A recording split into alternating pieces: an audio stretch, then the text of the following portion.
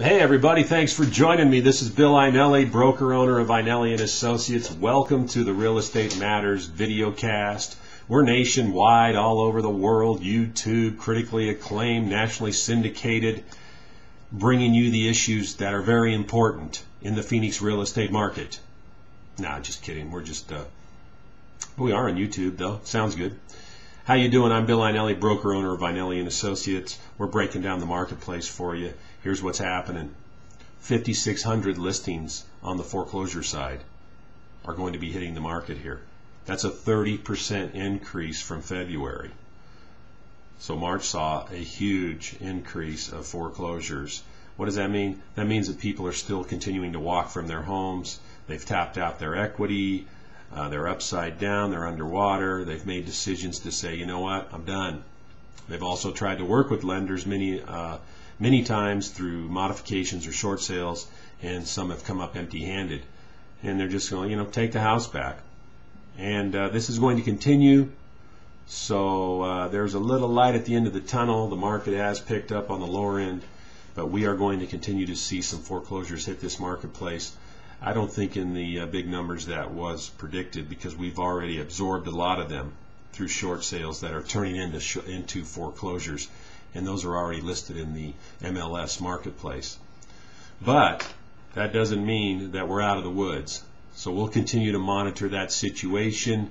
The low-end market, like I said, is rolling along. Anything below 100,000 that has opportunity for a fix and flip or a first-time home buyer in the outlying areas or in the cities, man, it's moving. We wrote an offer for a client on a $42,000 house. We came in at 44 cash, and 5 offers. We didn't even sniff that house. It's gone. And that's going on and on for very low priced homes. Obviously, 42,000. You can't buy luxury car for 42,000. So people are snapping up houses. I don't blame them. The upper end market is stagnant. Anything over $500,000 is, number one, is most of them are way overpriced. They're $100,000, $150,000 over comparable properties. Another agent that works with me and myself looked at them, and they're crazy. Partly due to the agents taking overpriced listings, partly due to unrealistic sellers and that are upside down or trying to get out of their house, just barely a break-even type situation. And the middle market is starting to move. The 150, 250 market is moving. If it's a nice home, people are out there buying it. Remember, you've got about 3 weeks to get in before the deadline on the first-time home buyer tax credit, $8,000. You have to be under contract by April 30th. So get on it, and a lot of you are taking advantage of it. We're working with people right now doing it. It's $8,000 free money from the Gov. So take it. It's $6,500 if you own a property that you're selling and moving into this house you're buying. So you can own a property, sell it, or rent it, and move into another property and owner occupied and get $6,500. Now there's supposed to be a big infusion of cash coming here to help with the foreclosure crisis, and there's 3 pieces of legislation on the books that's supposedly going to help us all. Number one, they're going to crack down on the loan modification companies that are ripping people off, taking your money, $2,500, $3,000 to do a loan modification and doing nothing. Will that help keep you in your house? No. Number 2, they're making a law where the banks have to call you and say, hey, I notice you're having trouble with making your payments. Here's some options: short sale, modification. Will that help you keep you in your house? No. And number 3, they're making a law where if you're an investor and you own a rental property, you must tell your renter that you're letting your house go. Well, that's only common courtesy and makes sense, but I've dealt with that situation where investors have not told renters, and then they get a notice on the door that says you got to be out in 2-3 weeks. Will that help homeowners? No. So those are the big pieces of legislation on the books, and we're supposed to be getting this huge amount of cash to help with that. That does nothing.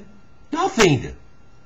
I mean, what helps is trying to keep people in their house, lower their interest rate, maybe do some debt forgiveness, but not necessarily that. How about just lowering your payment? If you got a $2,000 payment, if you can afford $1,200, okay, let's just back the numbers in to figure out the interest rate, so you're paying $1,200 to help you get on your feet for a couple of years, and then after that we'll have to reevaluate.